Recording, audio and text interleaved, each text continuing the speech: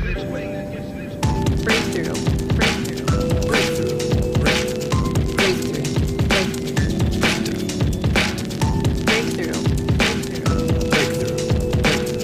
Breakthrough. Breakthrough. Breakthrough. You're watching Breakthrough News. You are indeed watching Breakthrough News, and this is the Freedom Side. We are back with you as we always are, well, as we have been the past 3 weeks, and as we will be moving forward here at 8 p.m. Eastern Standard Time here on the Freedom Side. We've got a great show lined up for you, as we always do. We're going to, of course, be talking about parsing the aftermath, if you will, of the inauguration of a new president, President Joe Biden, what that means, what it means for social movements fighting oppression and exploitation in particularly. We're going to be talking, and we're very honored to be joined by Tawanda Jones here later, who is I would say, legendary activist in Baltimore against police terrorism. And we want to talk a lot about the context of what has happened since the murder of Freddie Gray, principally because these consent decrees in Baltimore and things like that, as we'll get to, are allegedly being brought back by Biden as a way to address policing. So we're going to talk about that with some, I have to say, very unfortunate statistics coming out of the city of Baltimore. And you don't want to miss this. You want to stay here to the very end of the show tonight, the very, very end, because before we end, we're going to make an exciting new announcement about a brand new show that's coming out here from Breakthrough News. The title is, it's not you, it's Capitalism.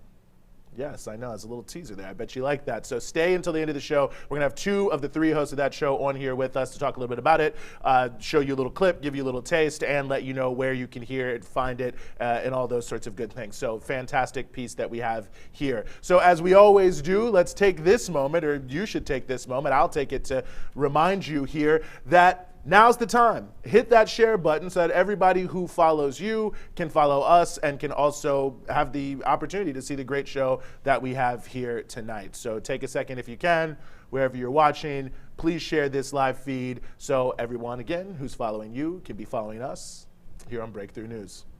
Now, before we get to our first set of guests today, I really just wanted to start, yes, on a somber note, but I think one that has to be recognized, and that is that the United States has gone over 400,000 deaths from COVID-19, 400,000, and this is in less than a year. Now, to put that number into maybe something that's a little bit easier for us to understand historically, 400,000 people dead from COVID-19 is roughly the same number of dead as U.S. military members who were killed during World War II. Now, that was 4 years. So in less than 1 year, COVID-19 has killed essentially as many people as were killed in the entire 4 years, at least in the military of the United States in World War II. About 58,000 people died in the war in Vietnam, soldiers, U.S. soldiers. Obviously, over 2 million people died if you include Vietnamese. But nevertheless, I mean, what's that, 58,000, 6 times, I think, what the number of COVID-19 deaths than the number of deaths in Vietnam of U.S. service members. So I think, those are numbers we think about a lot, I think, in the history of this country, the patriotism of this country, often so misguided. And I think if you put it in that context, that in less than 1 year, the only war that America has participated in where more soldiers have died is the Civil War, where just over 600,000 died. So it's a terrible moment, and it's a brutal indictment of the capitalist system that we're living in. Just absolutely brutal. The total unpreparedness, it crossed both parties. I mean, obviously, so much can be put on Trump, but we're right here in New York, the state of New York, where the governor, of course, was very highly touted during the COVID-19 epidemic. But the fact of the matter is, pandemic, at the very beginning, he was also downplaying it, also made a lot of mistakes. So just the bipartisan failure of this country to protect people in the context of this pandemic that's still ongoing. And this is the final thing I'll say about this. I mean, just today, it was announced that once the batch of vaccines that are in the United States now have been used, that they won't be able to vaccinate anyone else maybe until April, because that is when they will be able to make more vaccines. I mean, we're 9 months, no one was building a factory. What were they doing? I mean, it really is stunning. It really is stunning. I mean, it's not just that they didn't do a few little things here and there, just complete and total failure across the board by all the political elites, whether they have a D or an R behind their name. So hopefully that things will turn for the better. But I did just want to start the show by noting that, because it's a terrible milestone to have reached, but I think it's an important one to understand where we are right now in the country. So moving forward here, we are very happy to be joined as we continue the show here by Claudia de la Cruz, who is the co-executive director of the People's Forum, that is based here in New York City, and is also a popular educator, community organizer, and theologian. And we are also joined by Nino Brown, who's an activist with the Boston Teachers Union. Thank you so much for being with us. Peace, glad to be here. No, of course, the honor is all ours. Thank you for inviting us. No, definitely. Thank you so much for coming, and on relatively short notice, too. I'm very thankful for that. I mean, there's a lot of places that we could start here in the wake of Biden becoming president and, reviewing the last 4 years. I wanted to start with some of Biden's commentary from the inauguration, the theme that he's sort of trying to bring to the country, this theme of unity. So before I say too much, I just want to play, this is a brief snippet of now President Biden's inaugural commentary.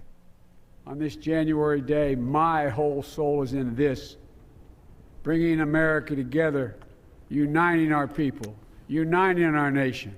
And I ask every American to join me in this cause.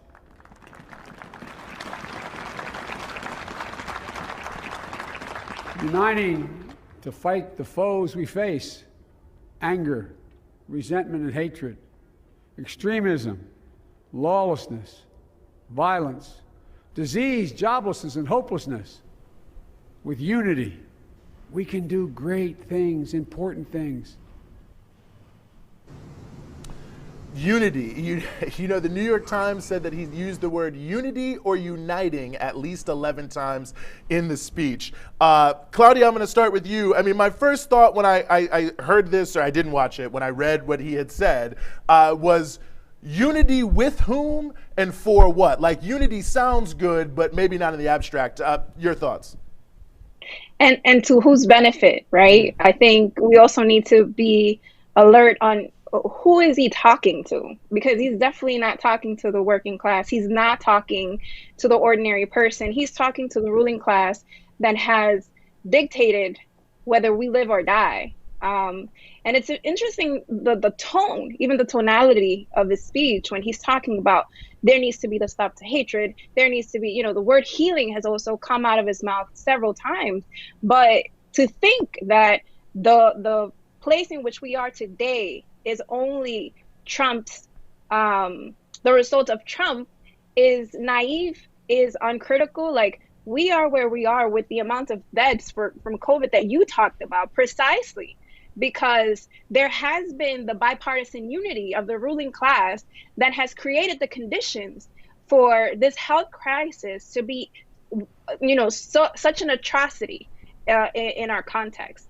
Both the Republicans and the Democrats created the condition for the amount of joblessness. Like, the reality that we are living today, that hatred that he's talking about, the hopelessness that he's talking about, he has been a part of as well. And so for him to talk about unity, it's almost like talking about peace without justice. The type of call to peace that comes from the states in many ways after they've killed one of us. We need to be peaceful.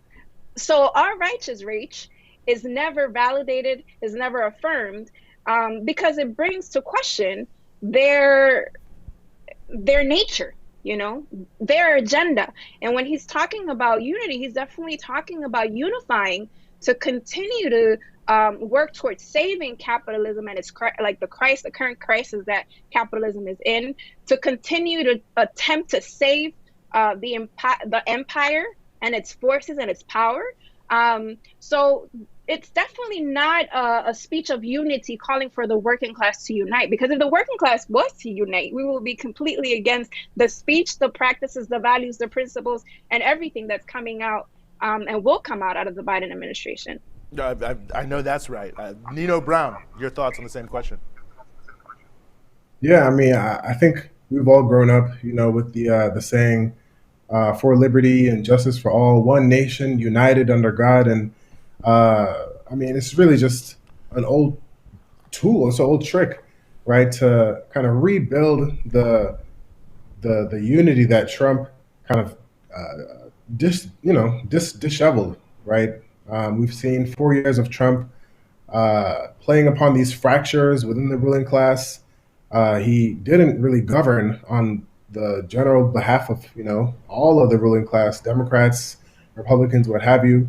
Outside of the few moments where he was a genocidal warmonger, right? But I think when I hear Biden make these continual calls to unity, it's oddly reminiscent of these old fascistic slogans, right? Around unity is strength, right? Without actually addressing, I think, as Reverend Barber had said earlier today, without addressing the wounds, right? The wounds of the body that we can't just ignore. We know that the United States has routinely practiced, what they call a political amnesia, really just forgetting that all of last year we've had rebellions unlike we've ever seen before that has shown how politically divided this country is around basic matters of justice, right? Can Black people live their lives without being gunned down in their beds, in their homes, right?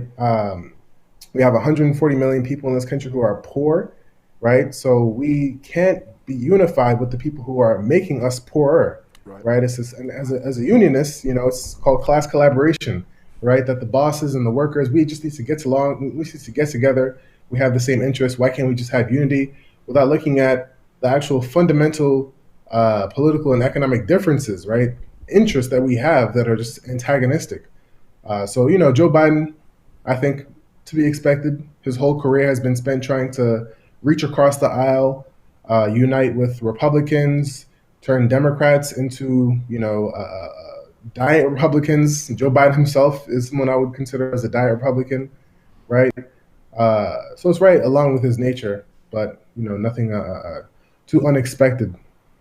Yeah, no, I hear you. I think those of us who've been around long enough, you often see this kind of okey doke effect, you might want to call it, and I think it's the speech, but it's also just the whole pageantry of the event. For those of you who are brave enough to spend a lot of time on Twitter, yesterday one of the big things was people like, why can't you just give us one day before you say anything negative? Why just let us celebrate Biden? Like just to, Michelle, she had the hair, the look, the fit, the whole thing. The young woman who is the poet, like it's good. Can't we just enjoy America and all its diversity? Like that in and of itself feels to me like a look over here while we do this over here kind of reality to how we even view the event of the inauguration, Claudia. That's completely right. I think it's part of the ideological and cultural warfare that we've been living under for centuries. And we need to think about why, what interest do they have in, focusing on Michelle Obama's outfit, focusing on this symbolisms. And it's a way of telling the masses, right? Like, we could go back to normal. Trump is out. We'll find a new way, a new day. This all goes with that narrative. And it's something that, we see in the news, that we see and hear in music, in movies, like, again, is like the cultural bombardment of the idea that protects the ruling class. It is easier to have us focus and have conversations on the fact that, Kamala Harris is the first Black, vice president of the United States, and not talk about the fact that she is single-handedly, the reason why a lot of Black and brown youth have been criminalized and have even been killed. And so, it's the way of playing with the grounds that they've already built through education, through mass media, through music. They're playing on that ideological warfare that they've waged for so long, to have us forget, that amnesia that Nino was talking about. That is ill of our society. We seem to forget that we were saying not too long ago that normal was the problem.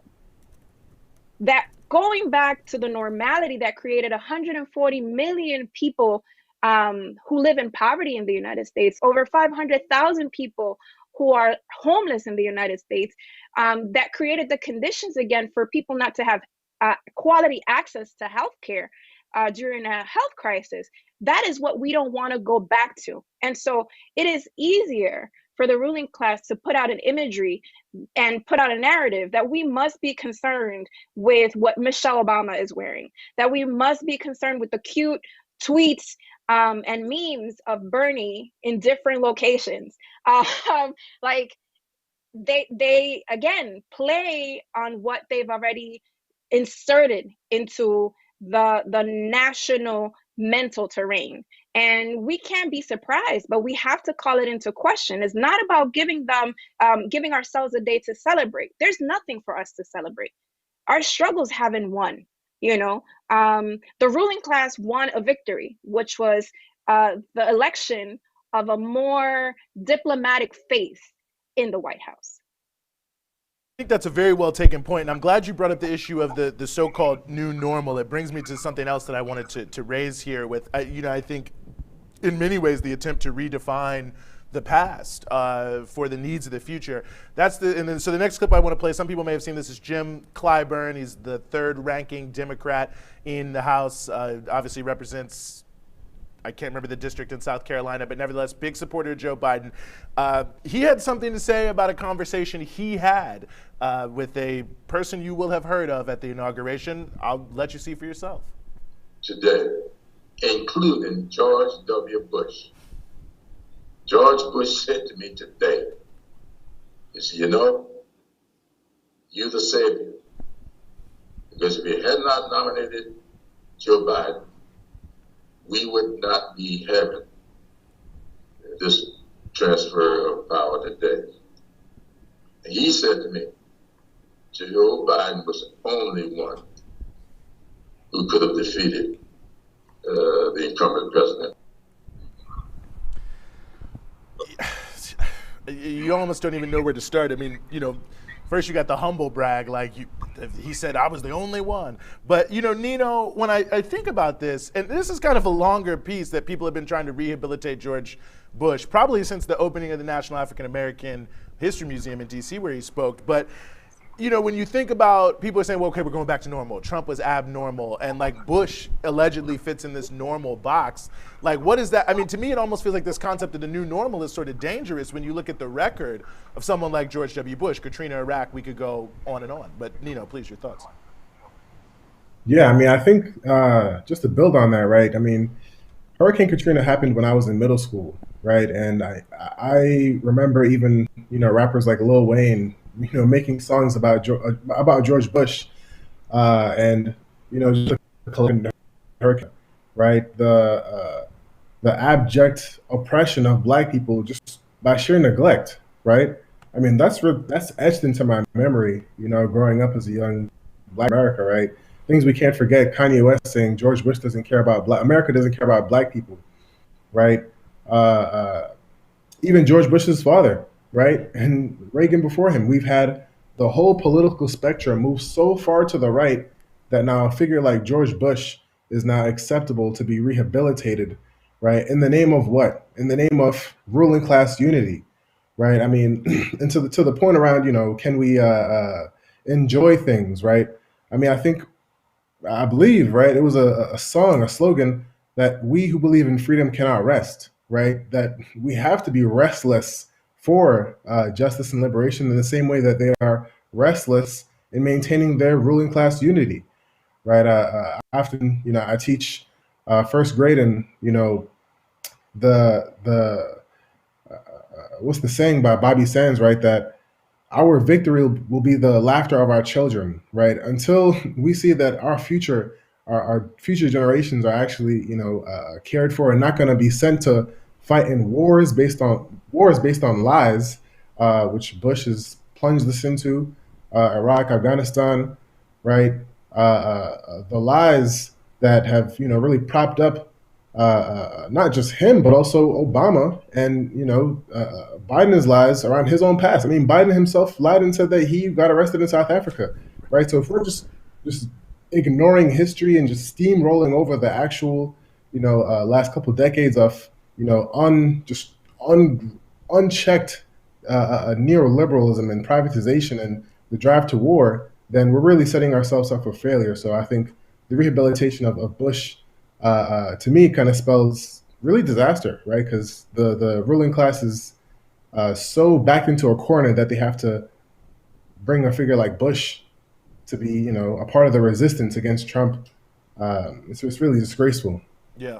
Yeah, I mean, I think disgraceful is exactly the way to put it. I mean, given that long history, well, Claudia, as you remember, well, we first met, when Bush was in office. And as I think you remember, and I flash back to a lot, it was kind of similar to the way they deal with Trump. Like, Bush was the worst thing to ever happen, and no one before him had ever done anything bad, really. And if we could just move on, everything would be great. I mean, it really does feel like these themes of history kind of playing themselves over and over again. And maybe also, to the point, the weakness of the so-called official black leadership, that this is like the most notable black politician in the country, quote unquote, and this is his approach to someone who did so much damage. I mean, it's not surprising that would be his approach to George Bush, though, really. Like, wasn't he the one that said, we want police, we need police in June, while like anti-racist demonstrations were happening? We cannot be surprised. This man has been and will continue to be a tool of the ruling class. And it doesn't matter, how much of a war criminal George Bush is, because we need to call him by his name. He's a war criminal.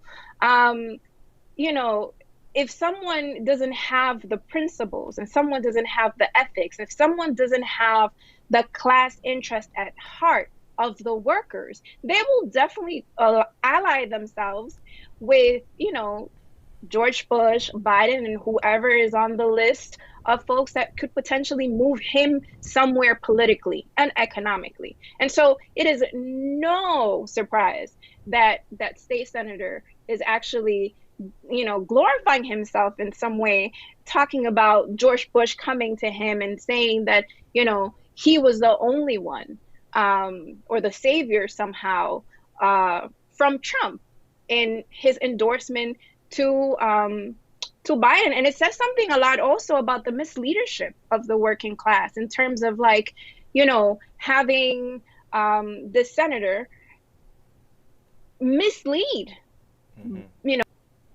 black and class people to choose against their own interests. And so there's a lot to draw from that.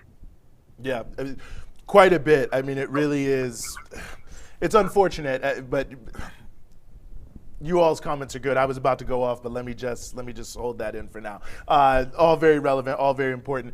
One thing that I also remember, just since we're talking about Hurricane Katrina and just the way that all played out, was this unbelievable moment, and I think many people remember this, where Cuba had assembled, I think it was 1,500, maybe it was 1,200 doctors, all of whom who spoke English, who had long experience going to many different countries around the world to deal with health impacts. Obviously, Cuba's very close to the United States. They were like on the tarmac, ready to go in the immediate aftermath, which gives you a sense of what kind of country Cuba is, that they saw what we saw in the news, it was gonna be bad, and prepared. And then right after it goes down, the word comes from Cuba, we're ready to go, we're ready to send up these doctors, we can set up field hospitals, we can do all these things. And Bush says, nope, no way, we're totally fine. I can tell you, I was in New Orleans many times in the months after Hurricane Katrina. They were not fine. One of the greatest crimes, I think, to not let those Cuban doctors into this country. A great, great crime. But it is a good reminder for sort of, we're on the inside looking at everything, but those who are on the outside looking in, how little fundamentally changes from the point of view of foreign policy, from the point of view of U.S. imperialism. Obviously, there was a statement that came out this week, from Tony Blinken, that they were going to recognize Guaido, which has to be the most fraudulent thing you could do on the international stage. They won't move the embassy in Jerusalem, all these different elements. Claudia, I'll come back to you. I mean, how do you think people should situate this in the way they think about things? Because I think in America, there's always sort of it's unfortunate what's happening overseas. I may be 100% against it, but sort of the way people sort of play politics is, but if someone is slightly better on, whatever, a domestic issue I care about, that's the priority. To me, that feels like a problematic framing. I mean, it's truly problematic because ultimately, we have to realize that we live in the belly of an empire.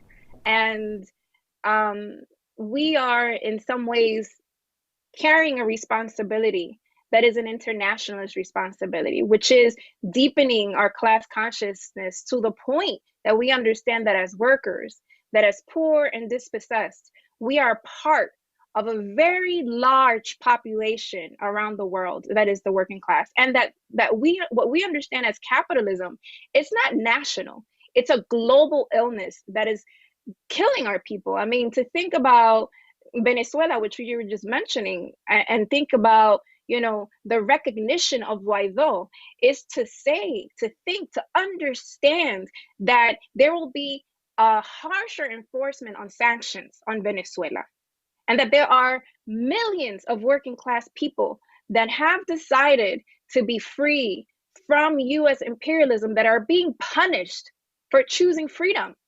I mean, how is that not connected to the Black liberation struggles, where we are fighting to be free from the state that is killing us, right? Like, how is that not connected? Like the struggle against neoliberalism in Chile, and the support to Israel, and how they're utilizing the same weapons against our people in the streets, the same weapons that they've utilized in Seattle, in Ferguson, the same tear gas, like these are connections that we need to make, because for as long as the United States has the power to kill, to extract, to exterminate, like actually do genocide on Black, brown, indigenous, working class people in the world, it also does the same thing domestically. And so for as long as we are unable to understand the concept of class, and we continue to allow ourselves to be divided by ideologies that have been created by the ruling class and have inserted our social movements.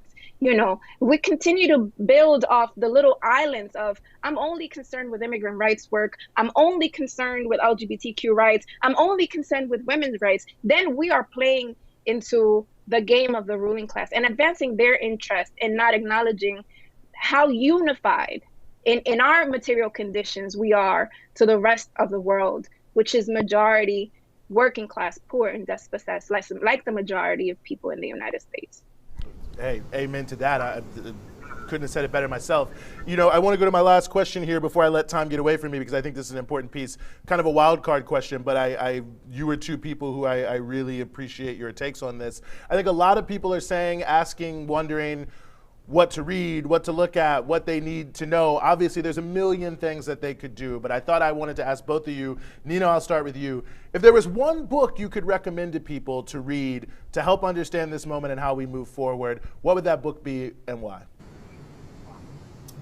I'll say I've been going back and forth between two books, Leon Trotsky's pamphlet on fascism, and Nicholas I'm going to probably butcher his last name, Poulantzas, on the rise of fascism in the Third International, and just really understanding what fascism really is, right? Because now we see this term being bandied about and almost seen as if it's equal sign to white supremacy and racism, but they're really distinct. So those are two books on my mind. Right now I'm reading Nicholas Poulantzas, so I definitely would recommend that for folks who are, really trying to understand, like, what is fascism? How does it rise? How does it be defeated? Mm-hmm. Right on. Claudia.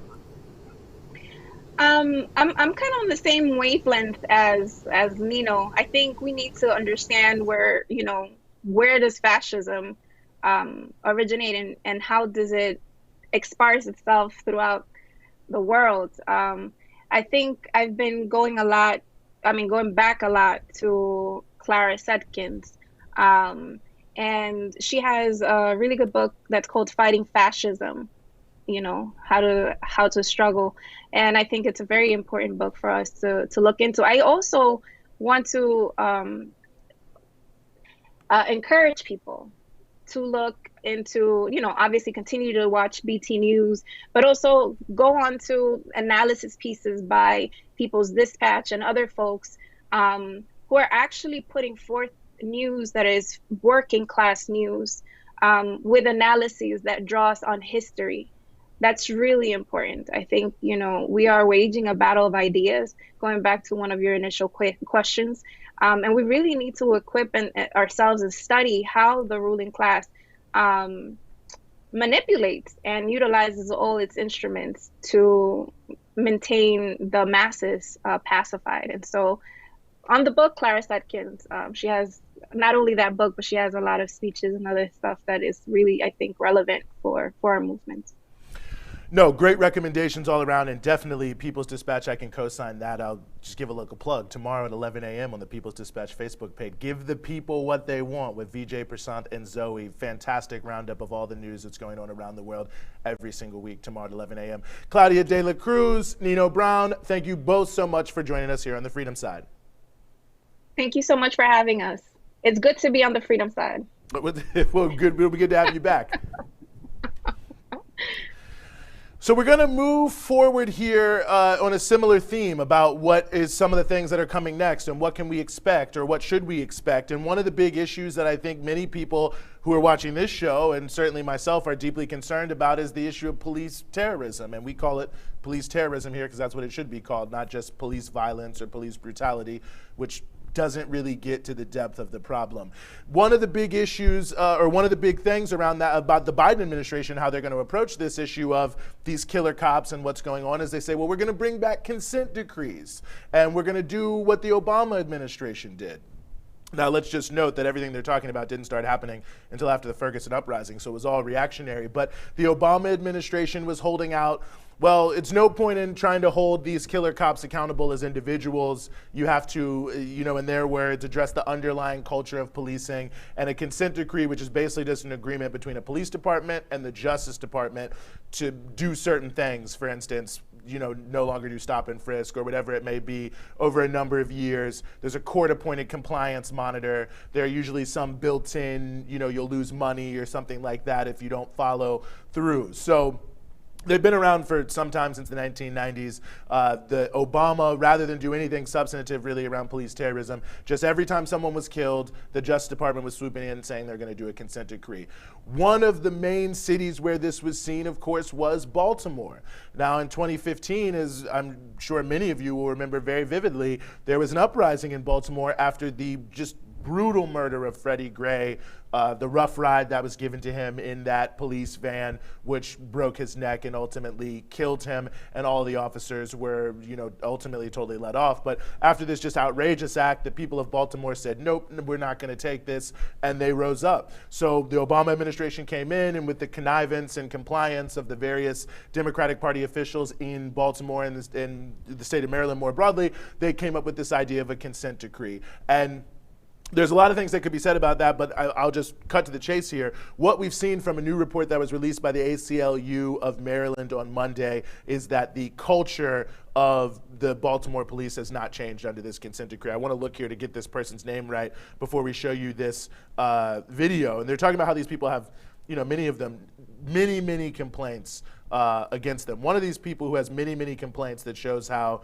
nothing has changed in the Baltimore police is a guy named Jorge Omar Bernardez Ruiz, who last year was promoted to sergeant. So he was promoted despite the fact that he's been involved in a huge range of just outrageous behavior. So we want to play a video here that speaks to that and then move on with our conversation. I suggest you back the fuck up. No, why would you say that?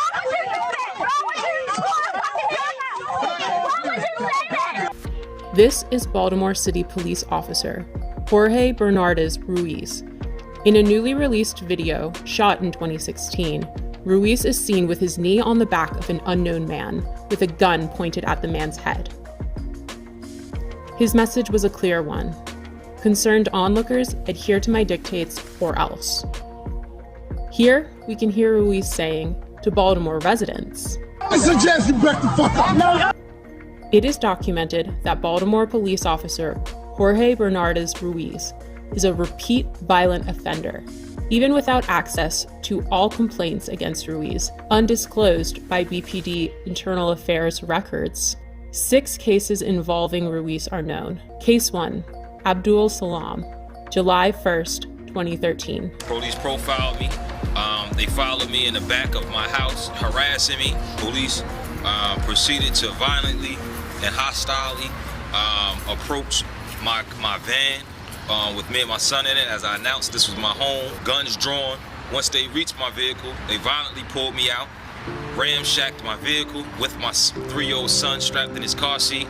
Case 2, Darrell Harris. Yeah, I said, what's wrong with it? Improper way with it. There's no such thing as an improper way. You gonna tell me my job, bro? I know the law. Are you gonna tell me the law? I know the law. You gonna tell me the law? I know the law. What's the problem? You giving me a ticket? You need my license registration? Yeah, let me get it up. Profile, y'all use the seatbelt as a reason. Profile. Do me a favor, take out your keys. Yeah, you can record. For what? Nah. I don't feel safe right now. Just 24 hours later, Bernardes Ruiz played a leading role in the police killing of unarmed Tyrone West. Case number 3, the murder of Tyrone West, July 18th, 2013. Wow, this officer, just to remind you, if you came in, promoted last year by the Baltimore Police, despite the fact they're allegedly reforming them. We are very honored to be joined as we move forward here by Tawanda Jones, who's a freedom fighter with the West Coalition for Victims of Police Brutality, based in Baltimore. Tawanda, thank you so much for being with us. Thank you so much for having me.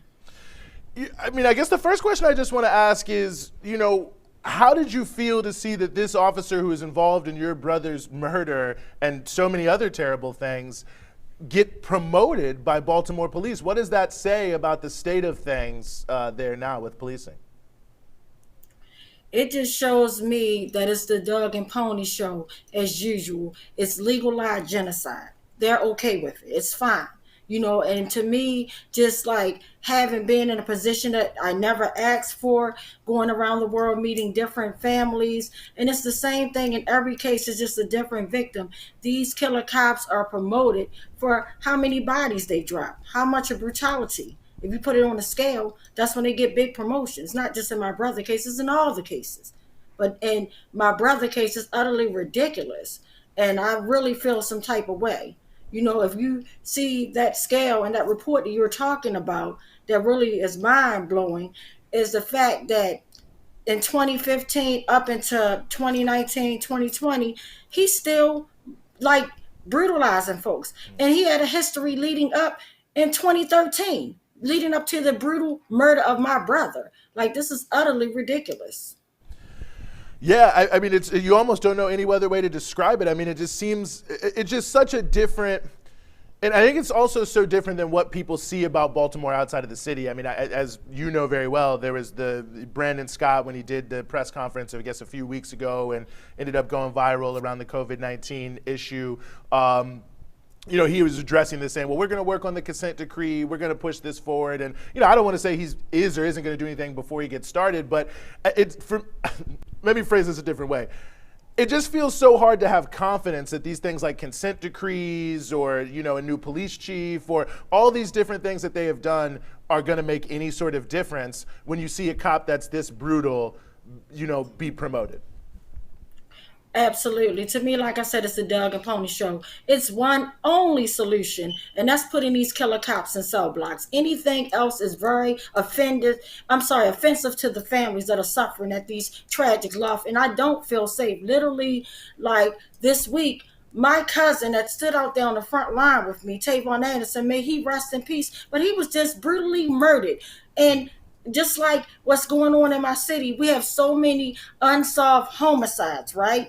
And they want to quick to say, oh, it's community violence. I know for one, my cousin didn't have any beef in the street. He was a good, hard-working person. You get what I'm saying, Dennis? Ironically, that this all happened on the night. I'm on 11 o'clock news talking about Ruiz, and then an hour and a half later, my cousin is gunned down in the streets of Baltimore. Nobody knows anything. The camera's not working, nothing. It's utterly ridiculous. I don't feel safe.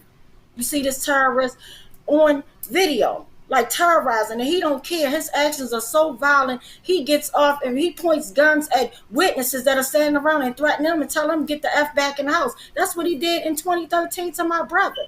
When my brother was running, screaming for his life, when he was beat to death in broad daylight by 11 to 15 maniacs. Let's be crystal clear, maniacs with no restraint. But I know why Ruiz is getting away with it. Could it be that he's just married a state's attorney, Michelle Battle? They're in the bed with each other. That's what the hell's going on. And along with the medical examiner's office, who dumbed down the report that said my brother died from dehydration and because it was so hot outside. But why didn't those maniacs that were in full pursuit of killing one unarmed man that's armed, that had all this weaponry, why didn't they pass out and die? Why didn't their heart stop? They think we are idiots. I mean, it really is. That's the only thing you can think. I mean, it's obvious that it's a, look over here while we do something over there type of mentality. It's certainly not Baltimore, but I mean, it's such a high level there, the level of lies that are told and the tales that are spun. And I'm glad you mentioned what happened to your brother. And I think I realized I kind of buried the lead because I know the story well, being from DC for many years, having lived in Baltimore for a year. But for those who don't know, explain his case if you could and what happened to him, because people need to hear this, the level of brutality.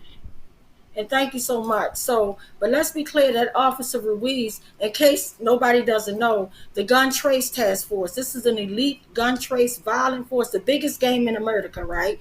Let's be clear that, they locked up 9 of them or whatever, but if you think it stopped at 9, but he's still out there. He was a part of this Gun Trace Task Force that basically, and when you talk about books, I encourage everybody to go out and get I Got a Monster. I Need You to Go Out and Get 5 Days by Westmore. Like, these are 2 important books that tells all the crud and the dirt on, what's happening in Baltimore with the Baltimore City Police Department. But nevertheless, on July the 18th, 2013, changed my family's life forever. My brother, an unarmed black man, had worked all day, basically borrowed my car to go and give a female a ride. He picked me up from work, he worked, and at this moment, I'm tired. I wanted to go in the house because I teach, and in the summertime, I even teach summer camp, so I'm getting ready to go to work. So I'm like, it was around 6:30, he pulls off, he's like, sister, you gonna go with me? I'm like, no, just make sure you go get your niece. Long story short, within a half an hour after my brother drops me off, he's brutally murdered. The first killer that actually pulled my brother out by his dreadlocks, that came to my brother's vehicle, which was my green Mercedes Benz that I let my brother borrow, was Ruiz and another officer, a white officer named Chapman. And long story short, my brother didn't even know he was being pulled over. The killer cops were in an unmarked car. My brother was driving, approaching the stop sign, so immediately pulled over. He didn't know who was trying to pull him over. And once he realized that it was, police officers, he pulled over, hands are out on the console so they could see, hey, I'm unarmed. No weapons, they turned the lights on and everything. And even asked, and witnesses told me this. Witnesses said that he said, why are you pulling me over? And the first thing the white officer Chapman said, this is what we do to you N-words. Like, really? And Ruiz, who's multi, it's just crazy. But anyway, long story short, Ruiz started immediately tasing my brother 4 times in his neck. 4 times. That's an overkill. And while he's tasing him, then you got Maniac Chapman, who basically sprayed 2 canisters of pepper spray directly into my brother's face. My brother can't breathe. He's screaming. Now he's like, oh my God, they done pulled him out by his dreadlocks, and now they're beating him. And he's like, it's fight or flight. I'm not going to stand here and let you guys murder me. So now my brother, an unarmed man, is running down the street screaming, begging for his life, saying, Trayvon Martin, help me. And the reason why he was talking about Trayvon Martin, because unfortunately, that's when the Black Matter movement just sparked off, and that was our last conversation. And he told me, they're worrying about George Zimmerman. We got to worry about all the George Zimmermans right here in our community that's plaguing our community. And I didn't know what he meant, but now I know exactly what he meant. Wow. Well, thank you for sharing that. I mean, And real quick, Please. it took them, so literally they murdered my brother, and then they called up like, so they did this little signal 13 or whatever, because Chapman got some spray in his eyes. They wouldn't give a damn about my brother as a man dying on the ground. And then the other 20 officers show up and they start, it's a sport now, they all kicking and stomping, one unarmed man, and then they let a 300-pound man, 320-pound man, David Killer Lewis from Morgan State University, a big tall African American man, sat while my brother was down with his foot in my brother's neck and knee in his back in a hog tie position, like utterly ridiculous. And they took 154 days to break my family heart to give us a partial autopsy report that did not say that my brother was murdered. Some foolishness. Wow. I mean, it's what you said earlier. They must think we're stupid with the level of just everything they do. I mean, I hate to be a little speechless, but it just, you almost don't even know what to say. It's so completely ridiculous. You know, the one thing I want to talk about as well coming out of this is West Wednesdays and what has been happening. I mean, I think every single Wednesday for 8 years now, 9 years? Yes, it's going on 8 years. This July 18th, 2021 will be 8 years. And the saying that we got one man, unfortunately, that came from my cousin who was mysteriously, brutally murdered. And it's just crazy. Like, and the crazy part, even when we were doing so with West Wednesday, it started with my family. You know, we were like, we're not a family that's just going to hold up a sign and just protest. And no, we want accountability. We will never stop until those killer cops are in cell blocks. You get what I'm saying? Like, and not just for my brother, but all the victims. They try to make it seem like these are isolated incidents when it's systemically happening. It's happening all around the world, Like, they used to lynch us from trees. Now the police are just killing us. They shooting us down. They beating us down. They doing any and everything. And everybody need to check into these unsolved, violence in the streets. I believe they're all a part of that. If you read, I'm telling you, go get I Got a Mars. It tells you the level of corruption where they were killing people, raping and robbing people. And now all of a sudden, my cousin that was actually leading the protest with me, he's dead. The one that made up, one man that stood there strong for his cousin, he's dead. I'm looking at everybody. Everybody's suspect. And as you should, as we all should. I mean, we need to put more light on it. I definitely can co-sign that 100%. I got a monster. I mean, if you think you know, you don't really know. You need to read this gun trace task force. I mean, they may have even killed this other cop. I mean, to potentially cover some of this. And I'm glad you said that. And if anybody don't know, there was a cop named Detective Suter who had dirt on them, and literally before he could spill the beans, he was supposed to testify. He didn't even know he was supposed to testify. His lawyers and everything trying to hit him up, and they sent him to a scene. And the crazy part, nobody knows about why he was there at that scene where he supposedly killed himself. Right. He's supposed to kill himself after he just saw his son get married in Jamaica. He was in a happier spirit and mood, got a suit on. He's going to investigate basically a case of police brutality where a young teenage boy that was killed on that block, a 15-year-old, said police officers was robbing him, taking money off, and this kid wound up dead. Just like my cousin Tyrone. This kid wound up dead, and so did Detective Suter. And then they try to say that Detective Suter shot himself with his own gun, but mysteriously they put a $215,000 ransom money up to try to get us to throw each other under the bus, to try to solve, and like we fools. They think it is Hollywood. You couldn't make this stuff up. You couldn't make That's it up. 100% true. It's 100% true. I think a lot of people watching this are probably wondering where can they go to learn more about what you guys are doing on West Wednesdays. How might they be able to support you? Absolutely, and thanks for asking me. We're on all social media platforms. All they have to do is hit the hashtag West Wednesday. They can even go on my brother's page on Facebook, Justice for Tyrone West. They can follow me, Tawanda Jones, on Facebook as well. So we're on we're on Periscope, Twitter, Twitch. But all you have to do is just hit that wonderful hashtag West Wednesday.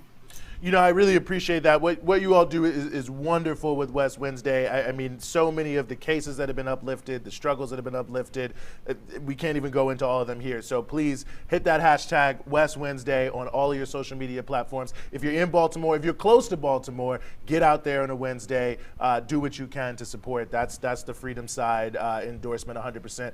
Tawanda Jones, I really, really, really appreciate you jumping on with us.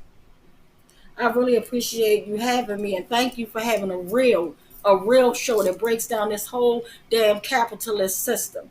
And it's like I said, it's the highway of hell. They try to make these issues seem like, oh, police brutality is here, homeless is here, community violence. It's all connected to that highway of hell. And that's the struggle. That's the struggle of this damn corrupt capitalist system that needs to be knocked down, dismantled, knock it down, build it back up. That's right. I couldn't say it any better than that. You have a great rest of the evening. And again, thank you so much. Thank you. We are going to keep moving the show forward here, but just want to thank Tawanda Jones again for joining us. Hashtag West Wednesdays. Definitely check that out across really all your social media. They're even on Periscope. But I have to say, if you're watching this in the Baltimore, D.C. area, do what you can to support it. Get out there. You know, I lived in Baltimore for a year. One of the greatest, most important events, a true institution. Sorry, just checking my notes here. I want to make sure we get it right. We are going to move forward here. We want to talk about a new show. Sorry, it's, you know, we're switching gears here real quickly. So sorry to switch so abruptly from such an important topic. I did just want to say that. But we do have a great, exciting, fantastic new show that we are debuting here at Breakthrough News. It's called It's Not You, It's Capitalism. There are a lot of things that I could say about this show, but rather than me just say them, I want to bring on two of the three hosts of this show, Monica Cruz, who many of you Breakthrough News watchers and patrons undoubtedly know very well. And I'll just take this time to say, go to patreon.com/Breakthrough News. You can support us financially. We're only crowdfunded, so everything you do allows us to bring you new shows like this. So Monica Cruz, of course, host of On the Picket Line, also reported with us here at Breakthrough News. And Sierra Taylor, who's a popular educator, a grassroots organizer, and an artist. Very, very excited to have you both with us here on the show. Thank you. Happy to be back on the Thursday Night Lives, Eugene. Looking great, sounding great. Thank you. It's good to be back with you. Sierra, I feel like I've wanted to have you on the show so far, so we're glad to have you here. Can you hear me? I can definitely hear you. Yeah, I can definitely hear you. I hope. To be here. Yeah. What a wonderful excuse. You have no excuse, although the last time you gave me a pretty good excuse about why you couldn't come on. It's okay. Nevertheless, this is a much better reason than that. This is an exciting new show. I don't know really who wants to start, but maybe just say a little bit about what It's Not You, It's Capitalism is all about. I can get started. Yeah, let me get right into it. I'm sorry, I can see myself. My connection isn't so great. It is what it is, but we're here. Well, this has been a Breakthrough News team brainchild, plus the incredible, powerful, well-spoken and talented Sierra. It's been an honor to work with her as well, and a member of our Breakthrough team who does a lot of the promotional social media work, Rachel, and we really just wanted to, as soon as, we launched Breakthrough, it was a priority of ours once we really got off the ground, to put out a women-centered show, a women's show. The women's talk show has been, a staple of American pop culture for decades now, right? We have The View, Red Table Talk, and this is where a lot of conversations that aren't called political, but I think are inherently political, happen when we talk about what everyday working women face, and also a lot of these shows that do touch on politics. Of course, it's always in the echo chamber that is the U.S. mainstream media, a media that is owned, 90% of it owned by major corporations, and so much of it, I think, again, it's really a repetition that we see of the same tired talking points from the two political parties that we understand are two sides of the same coin, and are really, I feel like, full of so much vapid and substanceless talk on, and it's really just a bunch of rich people talking about their problems, and we just sit there and laugh and attempt to relate. And I think people are tired of that. And I'm really proud of the work we've been able to do at Breakthrough so far. But what it's not you, it's capitalism is really hitting on is taking the personal, making it political, and also making the political relatable and understandable, and drawing a really clear line as to who our enemies are, and what our everyday experiences show in that, and really what kind of movement we need to be building, what kind of leaders we want to be seeing in our political landscape. And we're out here as three, Sierra is a popular educator and activist. Me and Rachel are both longtime organizers, and we're coming from that perspective as people on the ground in the movement. And not about a bunch of rich old ladies joking about the same tired old things and things that we can't relate to, right? So, I appreciate that you took that shot at Whoopi and Joy and Abby and all of them. I had to. Yeah, well, I respect that, and you gotta shoot for the top. You gotta come for the crown. Sierra Taylor, it's been a big week for Florida A&M University Rattler alumni like yourself. Kwame Kilpatrick released from prison, and now this fantastic new show debuting with you as a host. Sorry, I just had to say that. Nevertheless, just don't give come us for fam. I mean, Don't listen. come for fam, all right? I will come for y'all, You're but the on a different show. Hobbit of the South. October 3rd, 1887. Say what? 1867, Howard University. That's all I'm going to say about that. Anyway, Sierra, some of your thoughts about this new show, please. It's another episode. It is. The homecoming episode, perhaps. Yes. Battle of the Bullet Box. Anyway, the show, your thoughts. Yes, I agree with what Monica was saying. The fact of the matter is, a comrade of mine, Nijmi Zorinko from Put People First, Pennsylvania, she always says, every day that we are not identifying, developing, and uniting leaders of the working class is a day that we're ceding territory. And the fact of the matter is that in this battle, in this struggle for dignity for working class people, we so often cede so much territory, mental territory, the mental terrain, in this sort of battle of ideas against, the conservatives and the liberals.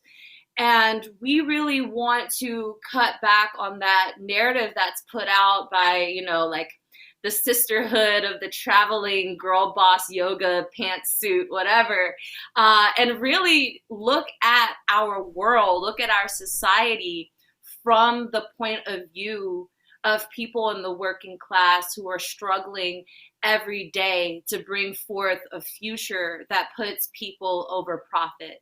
And so we really want to engage in those conversations that the left often just doesn't engage in. I cannot tell you enough times how many, woke, theorists, like really smart people who are just like, I don't watch television, that rots your brain. And I say that with love because I was definitely one of those people. But that's not understanding and knowing our class in its fullest. Like, we actually need to engage in these debates around popular culture. We need to push back on values, beliefs, the telling of history that actually does not serve us. And so, yeah, it's been an honor to work alongside Rachel and Monica and getting to know the BT News team. It's been a really wonderful experience, and I'm so excited to launch this project. Yeah, I'm very, very excited. I think this is going to be great. Obviously, I've already seen some of what you guys are done. Obviously, people can see from your comments here, you're very intelligent people. You're also very funny. Anyway, let me not editorialize too much. Let's show you a brief clip, a little taste of what you'll get from It's Not You, It's Capitalism. Welcome to It's Not You, It's Capitalism, and today on our show, we've got what every lady needs. It is a little dose of socialism. Yes. Bit of sprinkle. Yes. Salt-based sprinkle. Well, I'm Rachel Who. I'm Monica Cruz. And I'm Sierra Taylor. And this is our first episode. We're like so excited to bring this to you. This is such a really big day for us. And what better day than literally, I guess, Inauguration Day to get it moving. Inauguration Day. Inauguration Day. Inauguration Day. Okay, I'm Inauguration going to stop and Day. get right to our first video. Let's go. Inauguration Day. Hey. I could do without that, but yeah. Damn, bro. Oh my gosh. What's time for this Oh shit? my gosh. Go off. Hey. Oh my God. So now y'all get it. Inauguration Day. That's probably Now I get it. It's probably So- the best part of today, honestly. That It was, that was the peak. It was the lighting of the stage that really got me. I mean, but at the end of the day, does it really matter if the policies that they're pushing forward as women of color, as LGBTQ people, you know, as Black and brown people, whatever you may say, does it really matter if the millions of Black and brown workers, LGBTQ people right now are struggling under the weight of this poverty and this oppression of this system? To me, I think, you know, this kind of identity politics and focus on, you know, multiculturalism and diversity and inclusion, you know, that is something that the right wing is always hammering against, of course, and we understand it's really, you Pompeo, know. multiculturalism Oh my God. Yo, is the biggest threat to our society. Oh my God. Kill me. Let me not even. How you gonna sit here and say an ism? How you gonna call multiculturalism an ism when like we legitimately have racism? I mean, I'm stop. Oh yeah, like literal fascists storming the Capitol. All right, you know, just getting to march the fuck For in there. real. We know that if our Black asses were sitting there, you know, like we wouldn't even have made it down the first gate. But Ooh, saucy there. I can't show my know. kids that. I don't even. It's fantastic though. No. That's something I was laughing. We don't usually drop that many. You know, I didn't drop an F-bomb, but you know what I mean. But you were We feeling usually it, and I understand pretty- that, and pretty- that's what's great pretty- about this show is y'all are pretty- not fake. Mm-mm. Oh no, not at all. And I think I wish we could show more of our dry run that we did on Inauguration Day on Wednesday. It was I think what we're really trying to get at here is touching on the humor, the relatability, but the clear political line. And I think I tuned into the live stream. I was on a meeting up until that point, but right as Claudia was going in about like the Bernie Sanders memes and everyone talking about, you know, the outfits at the inauguration as if it was like the Emmys or something, you know, and I think this is something that a lot of political talk, and, you know, we have like left Twitter and left Facebook, and a lot of, you know, like Breakthrough, a lot of, you know, independent media outlets coming out of more progressive and left movements nowadays. But it all feels very contained in a bubble. And I feel it's unfortunate because it reiterates some of what we see in our mainstream media, where, again, it's this echo chamber. And then also these little like tit for tat fights that we popping off online. And, you know, it's really just sad to see this kind of disunity within the progressive movements and the left, because that's unity is what we need most, right?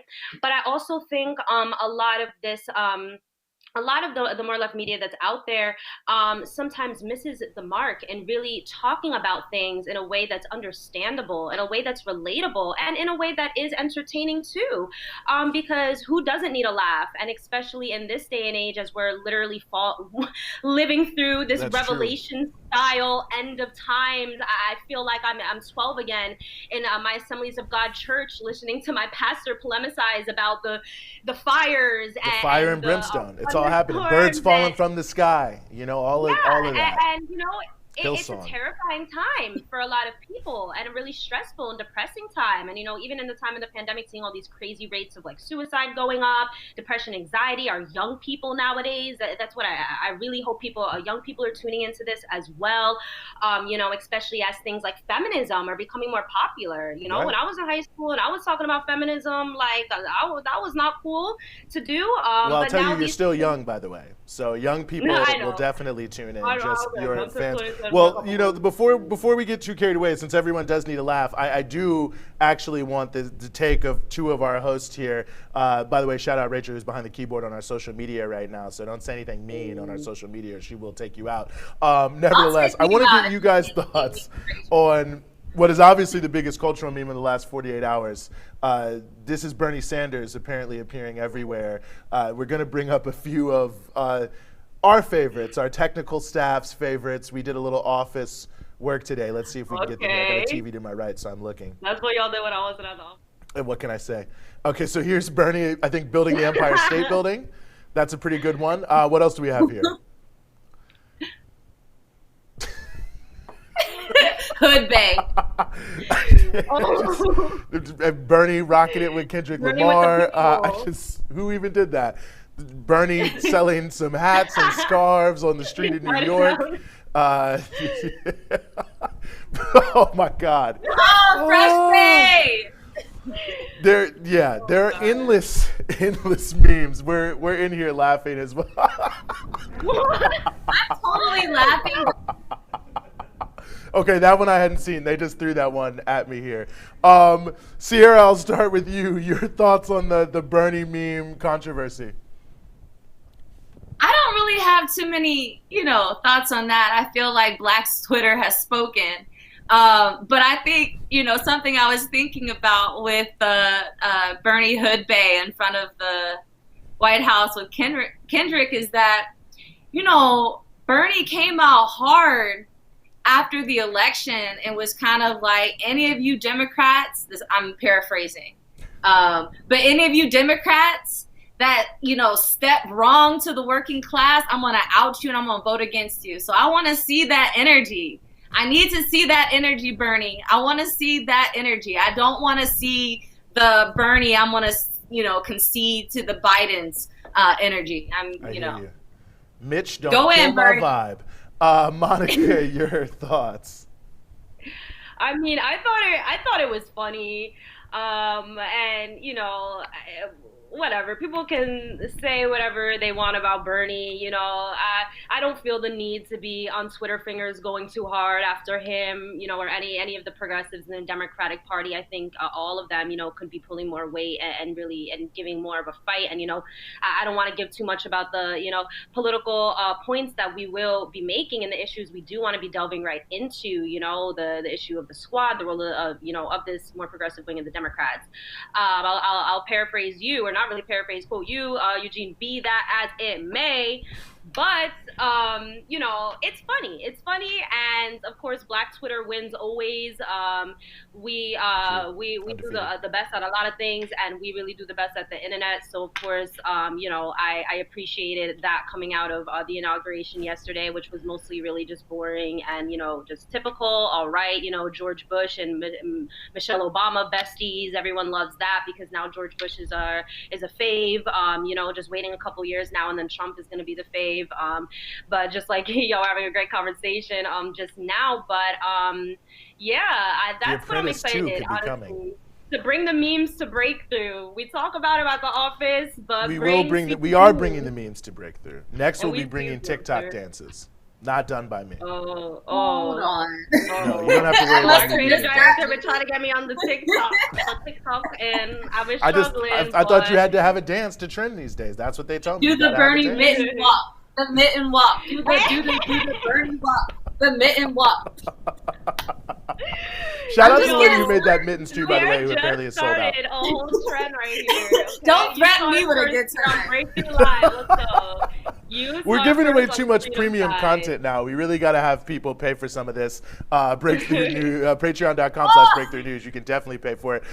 You could definitely pay for It's Not You, It's Capitalism, which is coming out. Watch this space tomorrow. Not this space, but Breakthrough News at BT Newsroom across all of our social media platforms. We're going to have some big announcements about the show, where it's coming out. We've also got some exciting partnerships we're going to be doing with this show, so it's going to be fantastic. I really could not be more excited to be not only working with you guys, but to have this show. We've been talking about it for months now, so to really be able to bring this out, it's been a labor of love, but I think as people can see from the clip and as they can hear from what y'all are saying here tonight, it's going to be fantastic. I'm super stoked. Monica, Sierra, thank you so much for joining us here on the Freedom Side. Love you, Rachel. Thank you, Eugene. Thanks, guys. I really do appreciate it. Thanks Yes, for having definitely. us. Shout out Great Rachel show for as sure. always. Shout out the whole technical team here. Are you not entertained? Someone needs to do like a video with it with the frost. It makes the blade stick. Someone just do the whole Gladiator. I could honestly quote Gladiator for the next hour. That could be a show after this show.